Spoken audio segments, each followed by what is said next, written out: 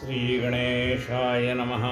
सजयति सिन्धुरोवत्नो देवो यत्पादपङ्कजस्मरणं वासरमणीरिव तमसारासन्ना श्रीविघ्नानां या कुन्देन्दुतुषारहारदोरा या शुभ्रवस्त्रावृता या वीणावरदण्डमण्डितकरा या श्वेतपद्मासना या ब्रह्माच्युतशङ्करप्रभृतिदेवैः सदा वन्दिता सा मां पातु सरस्वती भगवती निःशेषदाढ्यापहा मूकं करोति वाचालं पङ्गुं लङ्घयते गिरिं यत्कृपातमहं वन्दे परमानन्दं माधवं नारायणं नमस्कृत्य नरं चैव नरोत्तमं देवी सरस्वतीं व्यासं ततो जयमुदीरयेत् वसुदेवसुतं देवम् कंसचाणूरमर्दनं देवकी परमानन्दं कृष्णं वन्दे जगद्गुरुं गुरुर्ब्रह्मा गुरुर्विष्णु गुरुर्देवो महेश्वरः गुरुस्साक्षात् परब्रह्म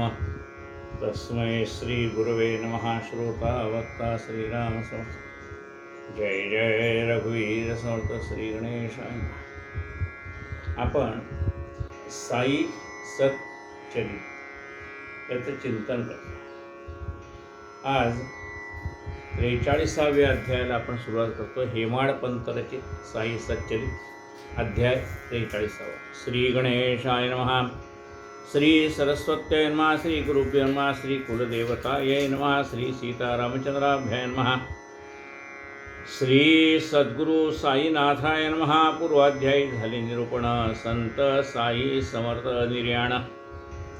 आता जे अवशेष पूर्ण होईल की संपूर्ण येठाये साई लागी प्रेम अत्यद्भुत तेही उपजवे तो जे समर्थ हेमाडतयाचे चरणी निरत रेखाटित की तच्चरित।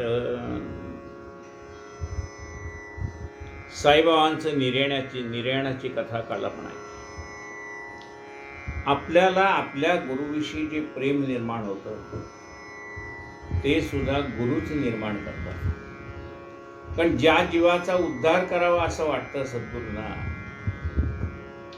त्या जीवाचा सद्गुरू उद्धार करतात। आपल्याविषयी प्रेम त्यांच्या मनामध्ये निर्माण करतात। साई लागे प्रेम अद्भुत तेही उपजवी तोची समर्थ हे माळतयाचे चरणी निरत रेखाटत की तच्चरित। आणि हेमाडपंत म्हणतात की बाबांच्या आज्ञेवरूनच मी हे बाबांचं चरित्र वर्णन करून सांगतो, किंबहुना बाबाच माझ्याकडनं करून घेतात। म्हणून काया वाचा मने तया माझी सहस्रांत नमने चिंतवेन त्याचा महिमा चिंतने केवळ अनन्य शरण दिघे।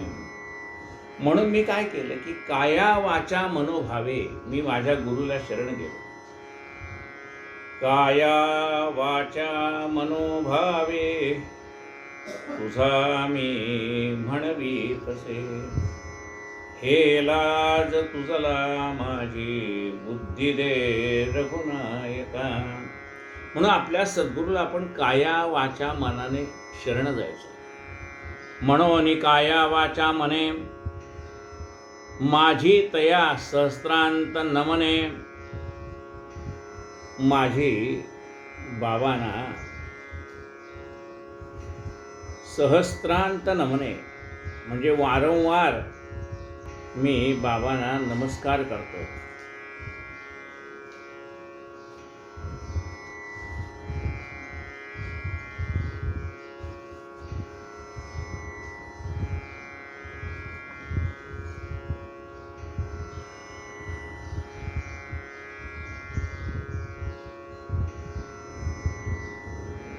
चिंतवेन त्याचा महिमा चिंतने ज्याचा महिमा चिंतनाच्या पलीकडचा विषय पण तरीही त्याचं चिंतन करण्याचा मी प्रयत्न करतो। आपल्या बुद्धीला अगम्य होणारा हा विषय नाही, आपल्या बुद्धीला समजणारा असा हा विषय नाही, तो अगम्य आहे। साचला पापाचा मळ तो धुवून काढावा सकळ करावया अंतर निर्मळ इतर निष्फळ साधन। बघा, बाहेरचा जो मळ आहे आपला, तो बाहेरचा मळ आपण साबणाने काढू शकतो. शरीर शुद्धीसाठी आपण काय करतो, अंगाला साबण लावतो. म्हणजे शरीरावरती बाहेरनं आलेले धुळीचा थर असेल, धूळ असेल, तर तो आपण साबण लावून दूर करू शकतो. पण मनामध्ये साचलेला हा जो पापाचा मळ आहे, तो नाहीसा करण्याचा उपाय म्हणजे काय? सद्गुरूचं चरित्र वाचन करणे. त्याने आपल्या अंतःकरणामध्ये साठलेला मळ निघून जातो. सद्गुरूचं चिंतन करण्याने आपल्या अंतःकरणातला मळ निघून जातो. सद्गुरूची सेवा करण्याने आपल्या अंतःकरणातला मळ निघून जातो. सद्गुरूची कथा श्रवण करण्याने आपल्या अंतःकरणातला मळ निघून जातो. सद्गुरूची कथा आपल्या मुखातनं वदण्याने आपल्या जिभेचं जे पाप आहे ते नाहीच होऊन जातं. आता जिभेचं पाप म्हणजे काय? लोकांची जी अंतःकरणं आपण दुखवलेली असतात, ते जिभेचं पाप आहे. कानाचं पाप काय? लोकांच्या चाहड्या चुगल्या आपण ऐकलेल्या असतात, काही निंदा लोकांची ऐकलेली असते, ते कानाचं पाप. म्हणून जिभेचं पाप नाहीसं होण्यासाठी सद्गुरूचं नाम, त्याची कथा वर्णन करून सांगणे, आणि कानाचं पाप नाहीसं होण्यासाठी ही कथा श्रवण करणे. हाताचं पाप नाहीसं होण्यासाठी सद्गुरूचं चरणस्पर्श करणे. अशी बाहेरची जी पाप आहेत ती नाही होती, पण अंतःकरणातला मळ नाहीसा व्हायचा झाला तर सद्गुरूची कथा श्रवण करणं किंवा कथा करणं. करणे हरिभक्त यशस्मरण, तयाचे भजन अथवा कीर्तन, त्या वीण चित्तशुद्धीशी साधन, सोपे नान शोधिरा. हरिभक्ताचं म्हणजे संतांचं चरित्र वर्णन करावं, ऐकावं. संत चरित्रे परम पवित्रे सादर वर्णावी. संतांचे चरित्र अत्यंत पवित्र असतात, म्हणून ती वर्णन करून सांगावी. करणे हरिभक्त यशस्मरण, त्यांच्या यशाचं स्मरण करावं. त्यांनी परमात्मा कसा प्राप्त करून घेतला हे आपण पाहावं. तयाचे भजन अथवा कीर्तन, त्याविण चित्तशुद्धीशी साधन, सोपेना न शोधिता. अशाशिवाय आपल्या अंतःकरणातला मळ नाही सोडण्यासाठी दुसरं सोपं साधन नाही. असो गतकथानुसंधान करू विजयादशमीस हिचं का प्रयाणाम, तात्या बामिषे भविष्य निवेदन, आधीच कैसे निजाहले. बाबाने विजयादशमीलाच आपल्या देहाचं विसर्जन केलं, आणि तात्या बाबाला सुद्धा म्हणजे त्याच दिवशी मरण येईल असं सांगितलेलं होतं. पुढे होता देहावसान, दाखवण्या धर्मावदान, कैसे लक्ष्मीश केले दान, झाले निरूपण समग्र. आपला अंतकाळ जवळ आलेला आहे, काहीतरी आपल्या हातनं सत्कर्म व्हावं असं प्रत्येकाला वाटत असतं. आणि ते बाबा करता म्हणजे बाबाला काही मिळवायचं नाही. बाबाने अंतकाळी जे दानधर्म केला तो आपल्याला उपदेश करण्यासाठी, की आता तरी बाबा मृत्यू समोर दिसतोय, आता तरी काही दानधर्म करायचा असला तर करून घे, पुन्हा ही वेळ येणार नाही.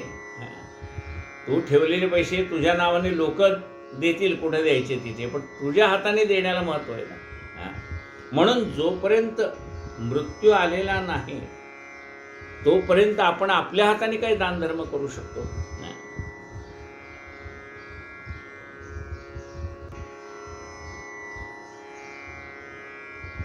कैसे लक्ष्मीस केले दान, झाले निरूपण समग्र.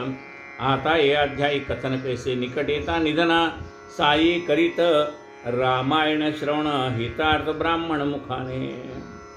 अंतकाळ जवळ आल्यानंतर बाबाने ब्राह्मणाच्या मुखातनं रामायण कसं श्रवण केलं.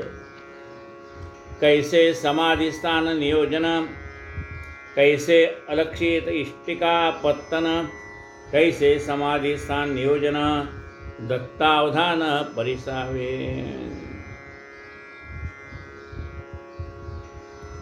बाबाने आपले समाधीचं नियोजन कसं केलं, समाधी स्थानाची जागा बाबांनी कशी दाखवली. वीट तुटली त्याचा अर्थ काय. कैसे अलक्षित इष्टिका पत्तन तैसे एकदा ब्रह्मांडी प्राण चढून वैसता तीन दिन कैसी समाधी तेची देहावसान निश्चित मन जन झाले. एकदा बाबाने आपला प्राण ब्रह्मांडाला नेऊन ठेवला आणि 3 दिवसांनी बाबा पुन्हा देहावरती आले.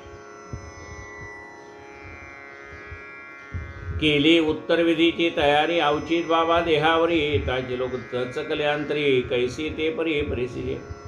असो आता हे निर्याण कथा श्रोते असतील श्रवण करता ही तो देहावसानाची वार्ता नरुचे चित्ता कोणाच्या. आता हे बाबांचं समाधीचं जे वर्णन आहे ते ऐकायला भक्तांच्या मनामध्ये दुःख निर्माण होतं की नको नको तो प्रसंग ऐकायला नको. बाबाने आपला देहत्याग केला ही कथा ऐकताना थोडं मनाला वेदना होतात. असो आता हे निर्याण कथा श्रोते श्रमतील श्रवण करता ही तो देहावसानाची वार्ता नरुचे चित्ता कवणाच्या. परी हे साधू संतांचे निर्याण श्रोत्या वक्त्या करील पावन विस्तार भयास्तव भागशः श्रवण करावे समाधान राहितो. देहत्यागे अगम्य गती निजप्राप्ती सुखाची वसती बाबा पावले अक्षय स्थिती पुनरावृत्ती विरहित. देहाचा त्याग केल्यानंतर माणसाला यत् गत्वा न निवर्तन्ते तद्धाम परमं परम मम असं भगवंतांनी गीतेमध्ये सांगितलं की ज्या ठिकाणी गेल्यानंतर मनुष्याला परत यायचं नाही, पुनरावृत्ती नाही, अशा ठिकाणी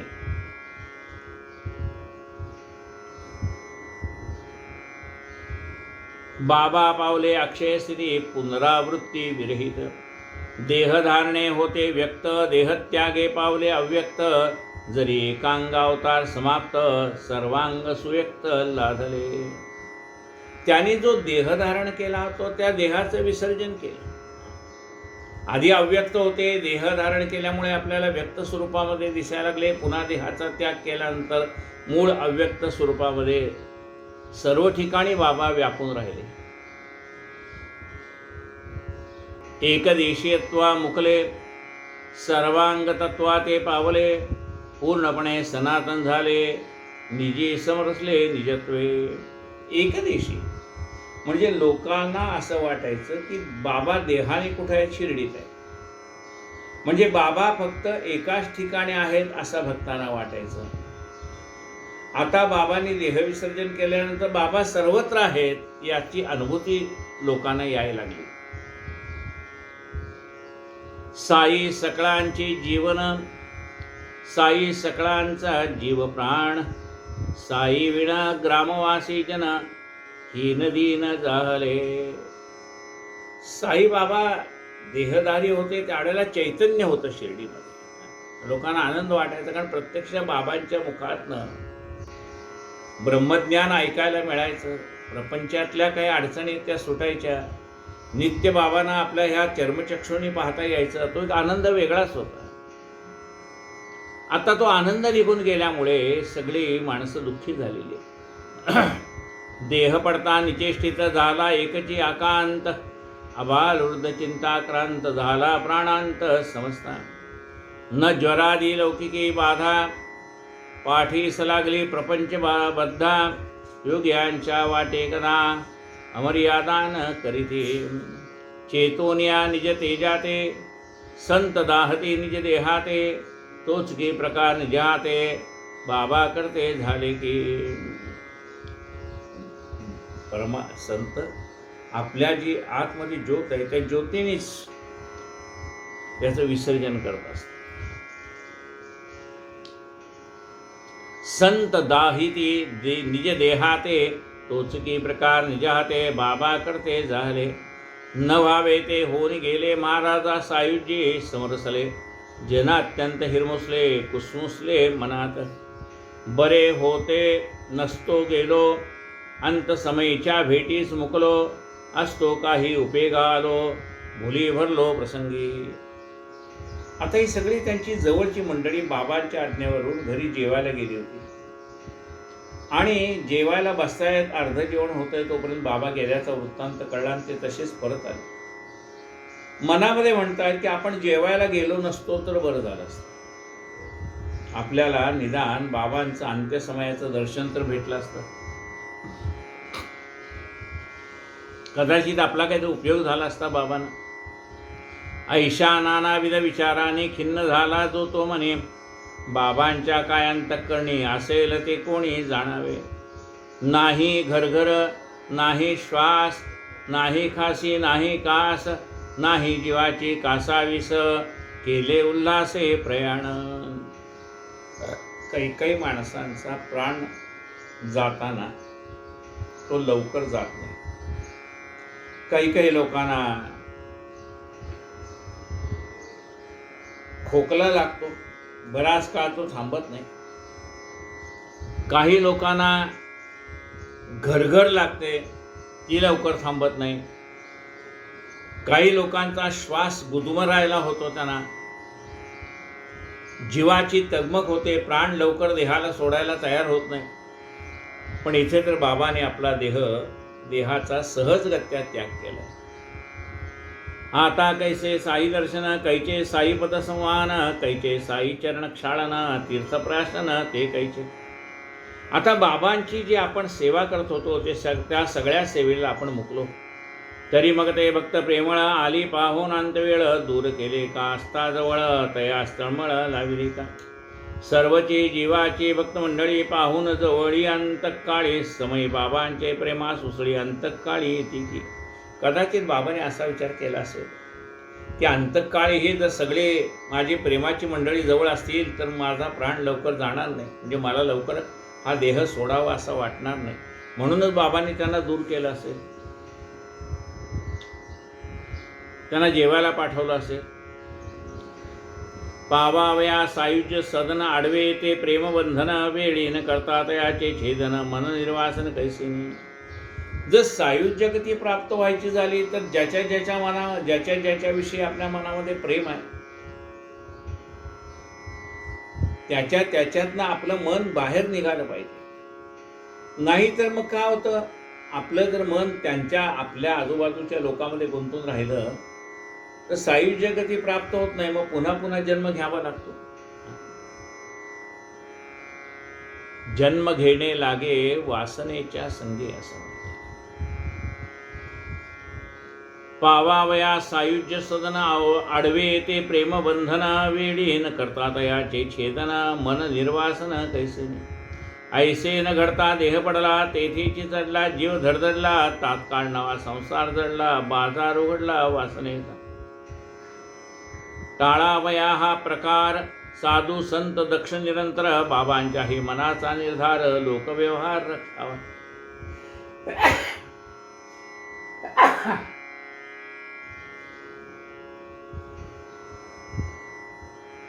बाबांच्याही मनात आला हा लोकव्यवहार आहे की कशात गुंतू नये, हे दाखवण्यासाठी बाबांनी सगळ्यांना थोडं लांब पाठवलं.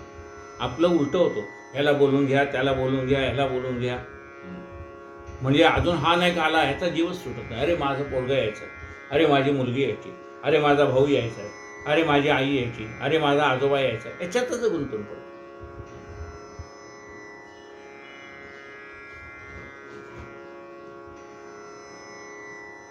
पावावया सायुज्य सदन आडवे ते प्रेमबंधन, वेळी न करतात याचे छेदन, मन निर्वासन कैसे.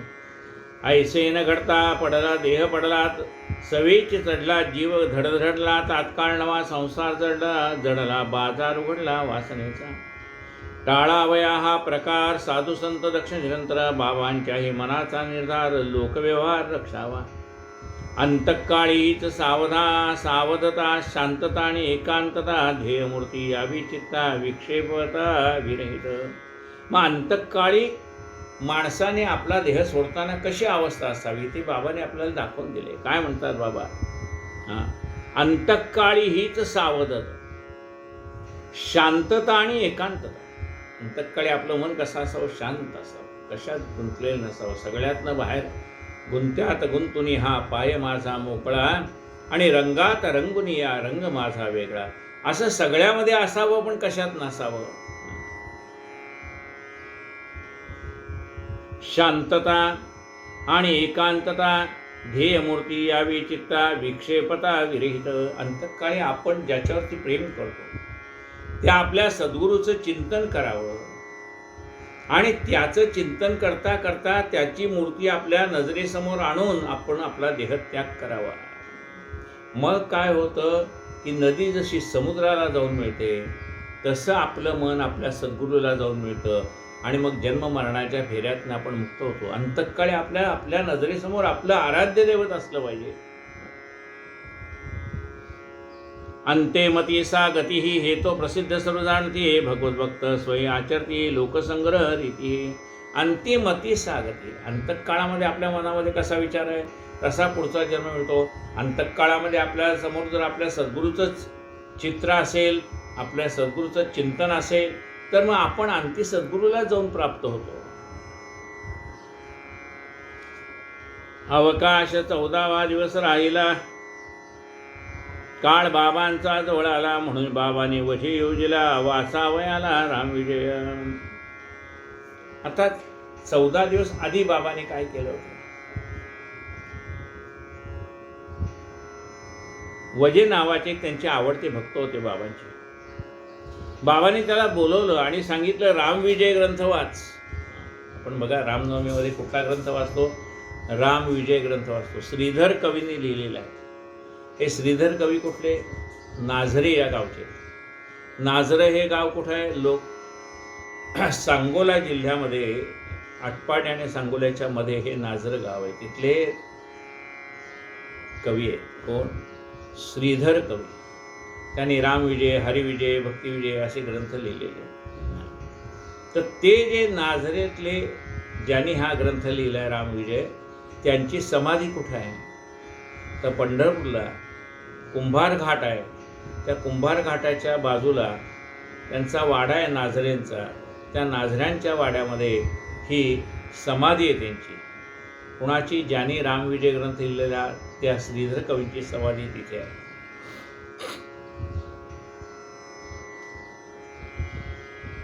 बाबांनी 14 दिवस आधीच वजेना बोलवलं आणि सांगितलं रामविजय ग्रंथ आता वाचायला सुरुवात कर, मला ऐकायचा रामविजय ग्रंथ. मशिदीत वजे बसले आणि कुठं वाचला रामविजय ग्रंथ, मशिदीमध्ये बसून वजेंकडनं वाचून घेतला. मशिदीत वजे बैसले, पोथी पारायण सुरू झाले. बाबा श्रवण करू लागले. दिवस गेले की 8.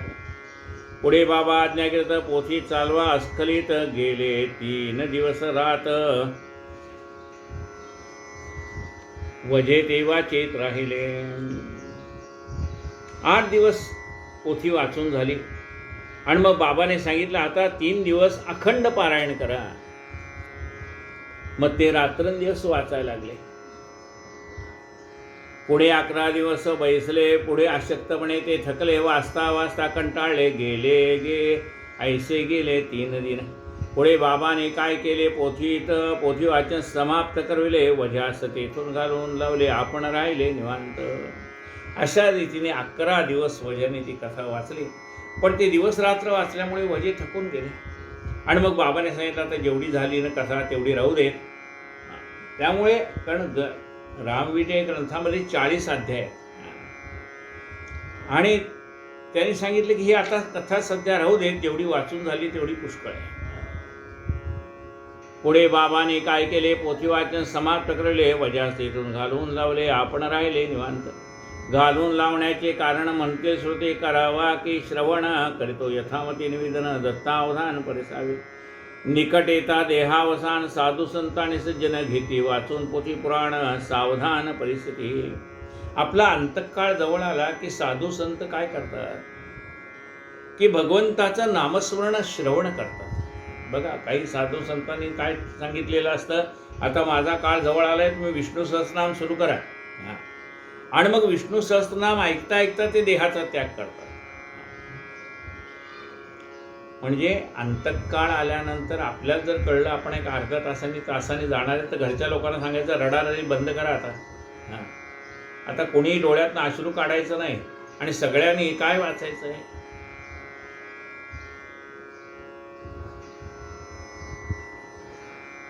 विष्णू सहस्त्रनाम वाच.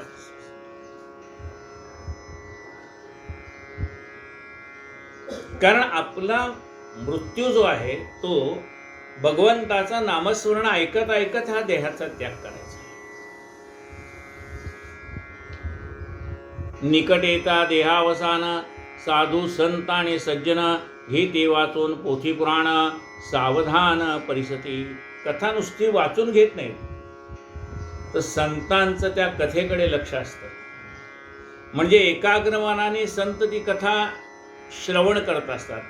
वाचून टाकणं वेगळं, वाचणं वेगळं, ऐकून टाकणं वेगळं, ऐकणं वेगळं. श्रवण भक्ती आहे. घालून लावण्याचे कारण म्हणतील श्रोते करवा के श्रवण करतो यथामती निवेदन दत्तावधान परिसावे. निकट येता देहावसान साधू संत आणि सज्जन घेते वाचून पोथी पुराण सावधान परिस्थिती. शुकाचार्य दिवस 7 कत्ते झाले महाभागवता कोणे झाला राजा परीक्षित सुखे देहांत लागला. परीक्षिती राजाला कळलं होतं की आता आपला मृत्यू 7 दिवसांनी येणार. कारण काय झालं होतं, परीक्षिती राजा शमीक ऋषींकडे गेला होता आणि शमीक ऋषींच्या आश्रमामध्ये गेला तर त्यावेळेला त्याला तहान लागली होती. पण शमीक ऋषी हे ध्यानामध्ये मग्न असल्यामुळे राजा कधी आला त्यांना कळलं नाही. त्यामुळे राजाला राग आला की एवढे मोठे आपण राजे, सगळे आश्रम आपल्या आश्रयावरती चालतात आणि आपण आल्यानंतर साधं या बसा कोणी म्हणत नाही, पाणी द्या म्हणत नाही. पण शमीक मुनी ध्यानामध्ये मग्न असल्यामुळे त्यांना काही कळलं नाही. मग त्या राजाने काय केलं, तिथे एक मेलेला साप पडला होता, तोच उचलला आणि त्या शमीक ऋषींच्या गळ्यामध्ये घातला आणि राजा निघून गेला. राजा निघून गेल्यानंतर शमीक ऋषीचा मुलगा आला. त्याने पाहिलं तर आपल्या वडिलाच्या गळ्यामध्ये मृत सर्प आहे आणि मग त्याला राग आला आणि त्याने ताबडतोब शाप दिला. शमीक ऋषीने शाप दिला नाही, त्याच्या मुलाने शाप दिला. काय, ज्यांनी कुणी माझ्या वडिलाच्या गळ्यामध्ये मेलेला सर्प टाकलेला आहे तो राजा उद्यापासून 7 दिवसात मरण पावेल. आता ही गोष्ट शमीक ऋषी ध्यानात बाहेर आले होते, त्यांनी ती ऐकली. त्यांनी सांगितलं, अरे अरे कशाला शाप दिलास? म्हणले, बाबा तुमच्या गळ्यात त्यांनी मेलेला सर्प टाकला. अरे बाबा, राजा येतो, जगाचं कल्याण करणारा राजा आहे. एखादी चूक एखाद्याच्या माणसाच्या हातनं झाल्यानंतर त्याला काय मृत्यूदंडाची शिक्षा द्यायची का? आणि तू तर त्याला मरणाचा शाप देऊन टाकला, मृत्यूचा शाप देऊन टाकला. माणसाने इतकं संतापी असू नये. आपल्या मुलाला त्याने बोध केला, अरे ब्राह्मण कसा असावा, क्षमाशील असावा ब्राह्मण. आणि तू तर संतापाच्या आहारामध्ये त्याला शाप दिलास. बरं, तुझा आता तू तपस्वी असल्यामुळे तुझाही शाप खोटा होणार नाही. मग त्याला जाऊन सांग म्हणाले की असा असा शाप तुला आहे म्हणून. मग शमीक ऋषीने आपले 2 शिष्य पाठवले. इकडे राजाला सुद्धा आपल्या केलेल्या कृत्याचा पश्चाताप झाला होता की देवा मला क्षमा कर. ज्या साधू संतांचे मी पाया पडायला पाहिजे त्यांच्या गळ्यामध्ये मेलेला साप टाकला. कदाचित ध्यानस्थ असेल त्यामुळे त्यांचं माझ्याकडे लक्ष गेलं नसेल. पण मी रागारागामध्ये हे कृत्य केलं आहे, त्याची मला शिक्षा कर, असा परीक्षिती राजा म्हणत होता. तेवढे ते शिष्य आले, त्याने सांगितलं, राजा आता उद्यापासून 7 दिवसात तुझा मृत्यू आहे. हे ऐकल्याबरोबर राजाने आपला जे राज्य आहे ते मुलाच्या स्वाधीन केलं आणि गंगातीरी येऊन बसला. आणि हा म्हणता ही गोष्ट सगळ्यांना कळली. आणि मग शुकमहर्षी त्या ठिकाणी आलेले आहेत आणि राजाला त्यांनी 7 दिवस भागवत कथा ऐकवली आणि मग त्या राजाचा उद्धार झाला. म्हणजे अंतकाळी भगवंताचं चरित्र श्रवण करावं असं सांगितलं. शुकाचार्य दिवस 7 कत्ते झाले महाभागवत ऐकून झाला राजा परीक्षित सुखे देहांत लागला. मग परीक्षित राजाला मृत्यू कशाने होता, सर्पाचा दंश होऊन मृत्यू होणार होता. आणि मग 7 दिवस कथा ऐकल्यानंतर तो म्हणाला की मरण मला आता कधीही आलं तर काही वाटणार नाही. सर्पाच्या निमित्ताने येऊ नाही तर कशाच्या निमित्ताने येऊ, आता मी मृत्यूला घाबरत नाही, असं राजाचं वाक्य आहे. आणि सर्पाने दंश केला तरी राजाने शांतपणाने आपला प्राण सोडलेला आहे. सुखे देहांतला धला श्रवण करता भगवन लीला भगवन मूर्ती देखता डोळा अंतकाळ दयाचा झाला तेनीची सदला निजस्वार्थ. भगवंताची कथा श्रवण करता करता ज्याला मृत्यू आला त्याने आपली शेवटची घडी साधली असं म्हणतात. म्हणून अंतकाळ जवळ आला की भगवंताचं नामस्मरण करणं. नाही तर आपल्याला माहिती आहे आता कितीतरी साधू संतांचे CD आहेत, भागवत कथा करणाऱ्यांच्या CD आहेत, त्या लावून ठेवल्या नाही आपण ऐकलं तरीसुद्धा आहे. आता आपल्याकडे TV असतो, TV वर लावलं आपल्याकडलं आता मृत्यू डॉक्टरांनी सांगितलं 1 दिवस 2 दिवस राहणार आहे. मग ती कथा श्रवण करत करत आपला देह गेला पाहिजे. श्रवण करता भगवन लीला भगवन मूर्ती देखता डोळा अंतकाळी दयात अंतकाळ दयाचा झाला तेणीची साधला निजस्वार्थ. ही तो लोक प्रवृत्ती स्थिती संत निरंतर स्वय आचरती लोकसंग्रह मार्ग न मोडीती किंबहुना उतरती तदर्थची. मग हे लोकांनी कसं वागावं हे मार्गदर्शन करण्यासाठी बाबांनी शेवटी नामविजय ग्रंथ ऐकला. आपल्याला मार्गदर्शन करण्यासाठी मार्ग दावून गेली आधी कृपानिधी संत ते. जया या भौतिकपिंडी अनास्था तया देहावसान अवस्था नाही दुःख शोक वेगता ही स्वाभाविकता तयांची. ज्यांचा देहभाव निघून गेलेला आहे, जे देह म्हणजेच मी, अशा भावाला देहभाव म्हणतात. हा देहभाव ज्याचा निघून गेलाय मग आता कुठला भाव शिल्लक राहिलाय? दासोहम, मी माझ्या गुरुचा भक्त आहे, हा भाव शिल्लक आहे. शिवोहम, हा भाव शिल्लक आहे. त्याला मग हा देह गेला का राहिला काय त्याचं काही वाटत नाही. देह जावो अथवा राहो पांडुरंगी दृढ भाव. जया या भौतिक पिंडी अनास्था तया देहावसानावस्था नाही दुःख शोक वेगता ही स्वाभाविकता तयांची. असो येथे श्रोता संकीजे ब्रह्मसुखे सुखावले जे तयासी मायामोहे आतळजे बोलहा साजे कैसेने. कदाचित श्रोत्यांना अशी शंका येईल की बाबांनी जे आपल्या जवळच्या भक्ताला लांब पाठवलं की आपण त्याच्या मोहात पडू नये म्हणून. मग काही वेळेला श्रोते असे विचारतील की ज्यांना ब्रह्मसुख प्राप्त झालंय ते मोहात कशाला अडकतील, अशी शंका काहींच्या मनामध्ये येईल. जे स्वरूपी सावधान अल्लाह मलिकानुसंधान तयासी भक्तांचे सन्निधान प्रतिबंधन कैसे. जे स्वरूपावस्थेला प्राप्त झालेले, जे अल्लाह मलिक म्हणतात की परमात्मा सर्व काही करतो असं जे म्हणतात, त्यांना भक्त जवळ असले का लांब काय प्रतिबंध होणार त्याचा. तयाचा तो प्रपंच सरला परमार्थही ठाई तटेला द्वंद्वभाव समूळ गेला स्वये संचला स्वरूप. त्याला प्रपंचाची आसक्तीच नाही मुळात. तयाचा तो प्रपंच सरला परमार्थही ठाईच ठेला. त्याला परमार्थातनं काही मिळवायचं नाही, परमार्थाचं आचरण करतायत पण काही प्राप्ती. आपण काय परमार्थाचं आचरण करतो स्वर्गप्राप्ती व्हावी म्हणून, मुक्ती व्हावी म्हणून, त्याला काही मिळवायचंच नाही आहे पण तरी ते परमार्थाचं आचरण करतात. परमार्थही ठाईच ठेला द्वंद्वभाव समूळ गेला स्वये संचला स्वरूप. आता त्यांना अद्वैत तत्वज्ञान प्राप्त झाल्यामुळे परमार्थही त्यांचा संपलेलाच आहे.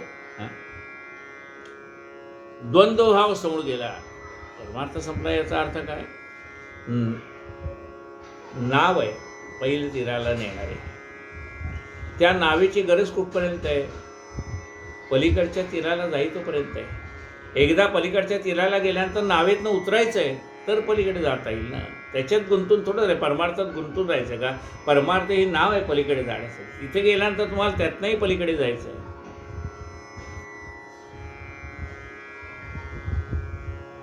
द्वंद्वभाव समूळ गेला स्वये संचला स्वरूप. अक्षरे अक्षर सकळ सत्य यात अणुमात्र नाही असत्य. परी लोकसंग्रह अवतार कृत्य करून कृतकृत्य संत जन. पण लोकसंग्रह करण्यासाठी, लोकाला ते दाखवण्यासाठी की ज्याच्यामध्ये तुमचं मन गुंतलंय ती माणसं 4 पावलं लांब बसली तरी तुम्ही काळजी करू नका, उलट तुमचं लवकर मुक्त व्हाल तुम्ही, असं काय. संत षडभाव विकार वर्जित जे निरंतर प्रकट स्थित भक्तोद्धारार्थ प्रगटीभूत निधन किंभूत तया ते. संत षडविकाराच्या पलीकडे गेले, षडविकार त्यांची शिल्लकच राहिले नाही. देहेंद्रिय संयोग ते जनन, देहेंद्रिय वियोग ते मरण, हे पाशबंधन उकलन, जन्म मरण या नाव. आत्मा मुळात मुक्तच आहे, पण इंद्रियांच्या मध्ये आला की तो बंधनात पडतो, आणि हे पंचमहाभूतात्मक देह सोडला की तो मुक्त होतो. जननापाठी चिकटले मरण, एकाहून एका भिन्न मरण, जीव प्रकृती लक्षण, जीवाचे जीवन ती विकृती. मनुष्य जन्माला आला की त्याची मृत्यूची वेळ ठरलेली आहे.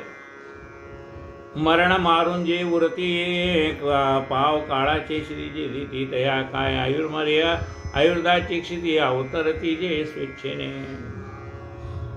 मरणाच्या मस्तकावर पाय देऊन आलेले आहेत कोण? संत. त्यांना मृत्यूचं काय भय आहे?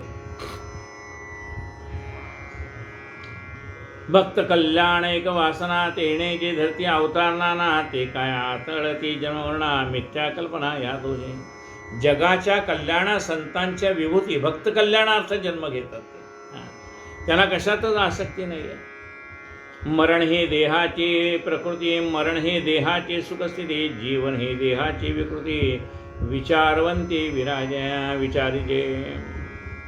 मरण ही देहाची प्रकृती, देह प्रकृती म्हणजे हा स्वभाव आहे, जन्माला आला तो मरणार, हे त्रिकालाबाधीचं. मरण ही देहाची प्रकृती, मरण ही देहाची सुख स्थिती, जीवन ही देहाची विकृती, विचारवंती विचारिजे. साई समर्थ आनंदघन, ठावे न दया देहाचे जनन, तयांच्या देहासी कैसे मरण, देह विस्फुरण विवर्जितते. साई परब्रह्म पूर्णतया कैचे जन्म मरण, ब्रह्मसत्यत्वे जगन्मिथ्यापण, देहाचे भान कैके. प्राण धारण वा विसर्जन, अलक्ष रूपे परिभ्रमण, हे तो स्वच्छंद योग क्रीडन, भक्तोज्जधारण निमित्ते. भक्तांच्या कल्याणासाठी देहधारण करतात आणि देहाचं विसर्जन करतात.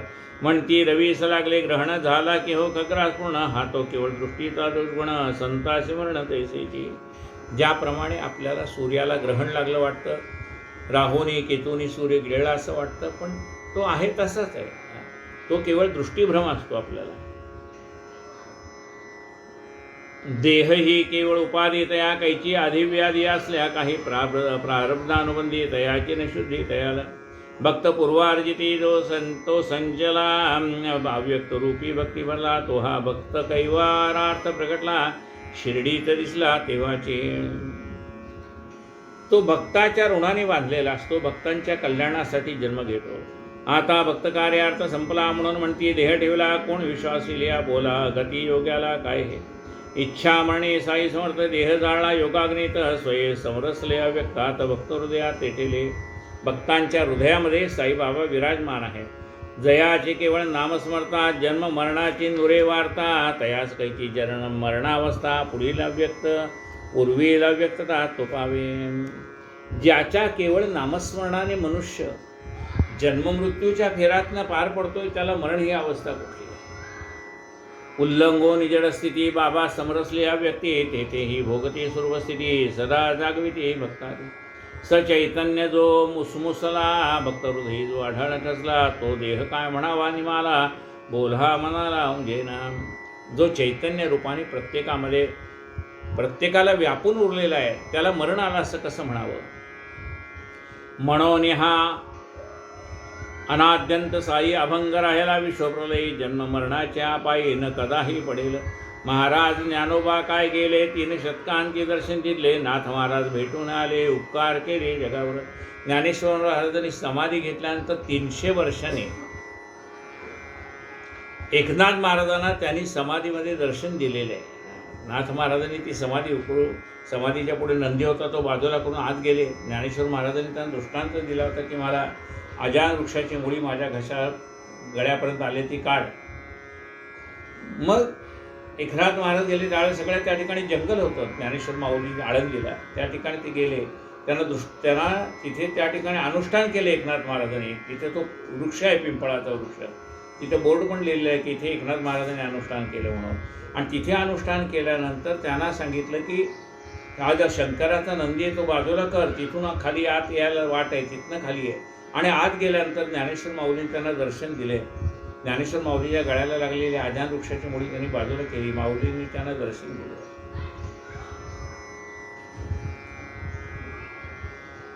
महाराज ज्ञानोबा काय गेले 3 शतकांचे दर्शन दिले, नाथ महाराज भेटून आले, उपकार केले जगावर.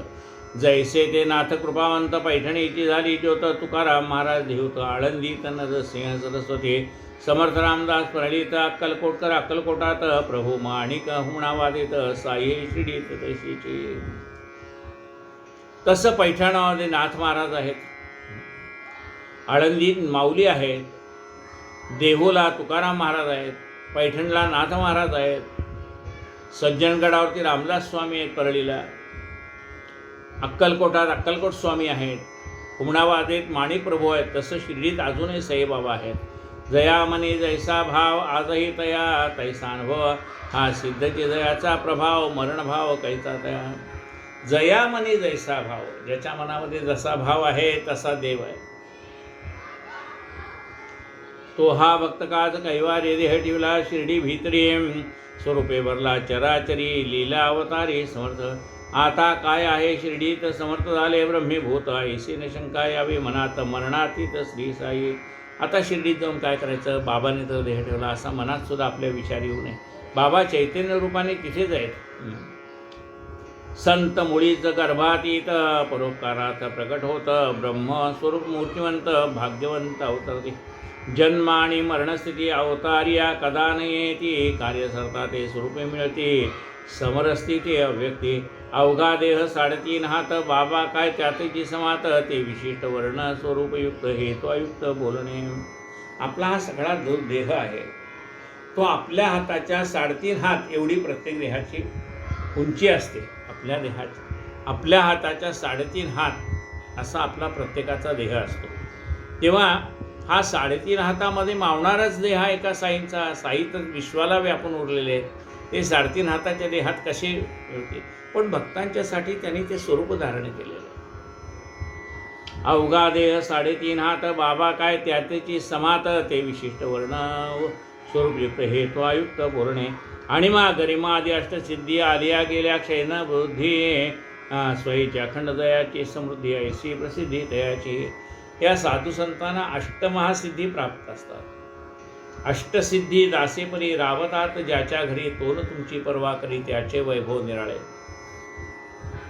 ऐस्या महान भावांचा उदय, लोककल्याणाची आशय उदयाश आहे. स्थिती विलय लोकसंग्रमय संत, जन्मभ्रांती मृत्यूभ्रांती आत्मैकत्व अविनाश स्थिती. स्वप्ना माझे सुखसंपत्ती, तेची परिस्थिती तयाची. ना तरी जो ज्ञान निधान, सदैव जयात्मा अनुसंधान, तयास देहाचे जोपासन आणि पतन सारखे. असो पडले बाबांचे शरीर, कोसळला दुःखाचा डोंगर, हाकार शिर्डीवर एकची कहर उसळला. ऐकुनी बाबांचे निर्याण, वार्ता कोतली जैसा बाण, पडले नित्य व्यवसाया खाण, दाणादाण उडाले. परस्तात या मंगलमात, सकळाशी गमला वज्राघात, विचारी बसले निवांत, इतरी आकांत मांडले. अति आवडीचे ने पडिभारे, कंठतयांचा दाटे गविरे, दुःखाश्रू नैनी पादरे, शिव शिव हरे उद्गारले. आवडीचे भक्त आहे, त्यांचा कंठ दाटून आला, मुखातनं शब्द बाहेर पडेना, शिव शिव हरे असे म्हणायला लागले. घरोघरी झाली हडबड, उडाली एकची गडबड, छातीत भरली धडधड, लोक दडदड धाविंदरे. महाराजांचे देहावसान, प्राणांतचे उडवला ग्रामस्था पूर्ण, म्हणते देवा हा प्रसंग दारुण, हृदय विदारण झालेला. जो उठे तो पळत सुटे, मशीद मंडप गच्च दाटे, अवस्था पाहून हृदय का फाटे, कंठ दाटे दुःखाने. गेले शिर्डीचे वैभव सरले, सुख सौभाग्य सर्व हरपले, सर्वांचे डोळे सर्वांचे अश्रूंनी भरले, धैर्य भंगले सकळांचे.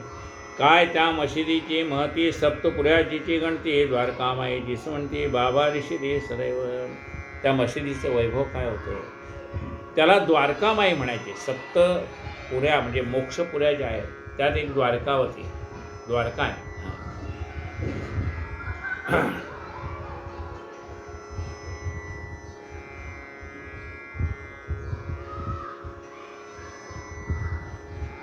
अयोध्या मथुरा माया, काशी कांची अवंतिका, पुरीद्वारावती चैव सप्तैता मोक्षदायका.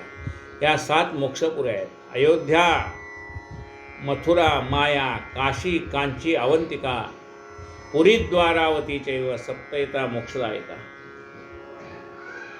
ह्या 7 मोक्षपुऱ्या आहेत. जसं ती द्वारका मोक्षपुरी आहे तशी द्वारकामाई मोक्षपुरी आहे. द्वारकामाई जसं म्हणते बाबा निश्चिते सदैव असो निर्याण निर्वाण वा निधन, द्वारका सायुज्य मुक्तीचे स्थान, दया ईश्वरी नित्यानुसंधान, तया अवस्थान येथाये. तो हा गुरुराज साईराय,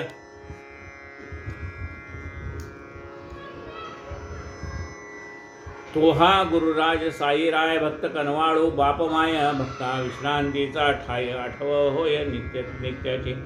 बाबा वीण शिर्डी ओस, दाही दिशा शून्य उदास, प्राण जाताचे शरीरास कळा शिर्डी सती आली. सुखो निदाता तळ्यातील, जीवना तळमळती जैसे आतील, मीन तैसे झाले शिर्डीचे जन, कलाहीन उद्विग्न. कमला वीण सरोवर, पुत्रा वीण शून्य घर, की दीपा वीण मंदिर, मशीद परिसर तो देवी.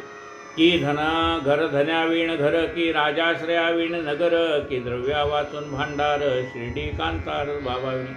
जननी जैसी अर्भका किंवा मेघोदका चादकात ती प्रेम शिर्डींची लोका, अनेक भक्ता श्रद्धा. शिर्डी झाले कलाहीन मृतप्राय हीन दीन, जीवने वीण जेवी मीन, तेवी जन तळमळती. पाण्याशिवाय मासे तळमळतात तसे बाबाशिवाय शिर्डीतले जन तळमळ करायला लागले. वर्जिता कांता निज भरता रे अथवा माता, स्तनीची पोरी जैशी गायीची सुकली वाचले लहार पोळे त्याबरोबर. अनिवार हे दुःखावस्था झाली शिर्डीच्या जनासंस्था, बिधोबरी अस्ताव्यस्ता जन चौरस्ता धावती. साई मुळेच शिर्डी पवित्र, साई मुळेच शिर्डी चरित्र, साई मुळेच शिर्डी क्षेत्र, साईच छत्र सर्वांचे. कोणी करी आक्रंदना, कोणी तेथे घेई लोळण, कोणी पडे मूर्छापन्न, दुःखापन्न जन झाले. दुःखाश्रुनी स्रवते नयन, नरनार्या ती उद्विग्न, टाकोने अन्नपान दीनवदन ती झाली. पाहोनी बाबांचे ते अवस्था, ग्रामस्थाचे परमावस्था, आभार वृद्ध भक्ता संस्था, हृदय वृद्ध महद स्वस्थ पात्र. जेथे गोड कथा सुरत, तेथे रोज आनंद वस, तेथे शिरावयान मिळे घस, ते मशीद उद्वस तव दिशे. नित्यश्री नित्यमंगल होती जी शिर्डी पूर्वील सकळ, बाबाचे कारण मूळ तेने हळहळ संस्था. ज्या ठिकाणी नित्य चैतन्याचा वास होता त्या ठिकाणी आता सगळं उदास वाटायला लागले. बाबांनी देह ठेवल्यानंतर सगळ्या लोकांच्या मनामध्ये विषण्णता निर्माण झाली, सगळी माणसं दुःखी झाली आहेत. जसा मासा पाण्याविण तळमळतो तसं हे शिर्डीतले लोक दुःख व्यक्त करायला लागले. कुणाला ते दुःख व्यक्त करताना कंठ दाटून येतंय, कोणी शिवशिव म्हणतायत, काय हे देवा काय आघात आमच्या मनावर आणला, असं सगळं दुःखाचा आवेग चाललेला आहे. राहिलेला कथाभाग आपण आता उद्या ऐकू. काये नवाच्या मनसेंद्रियर्वा बुद्ध्यात्मना वा प्रकृती स्वभावात् करोमि यज्ञं सकलं परस्मै नारायणायति समर्पयामि. अच्युतं केशवं रामनारायणं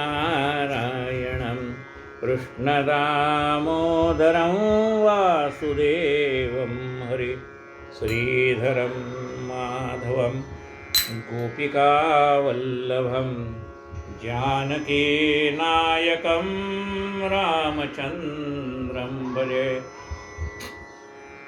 हरे राम राम राम हरे हरे, हरे कृष्ण कृष्ण कृष्ण हरे हरे. साईनाथ महाराज की जय.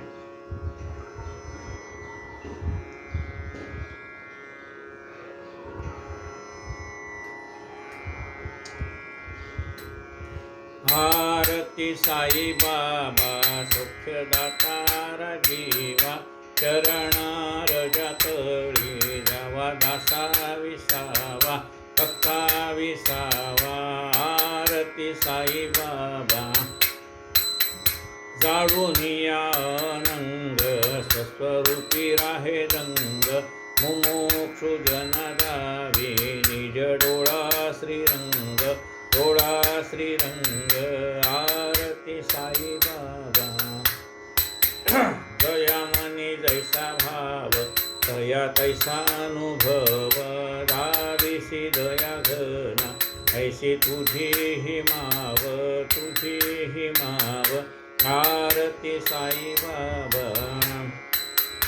तुमचे नाम ध्याता हरे संस्कृती व्यथा अगाध तव करणी मार्ग धाविसियनाथा धाविसियनाथ आरती साई बाबा कलियुगी अवतार सगुण ब्रह्म साचार अवतीर्ण झाला से स्वामी दत्त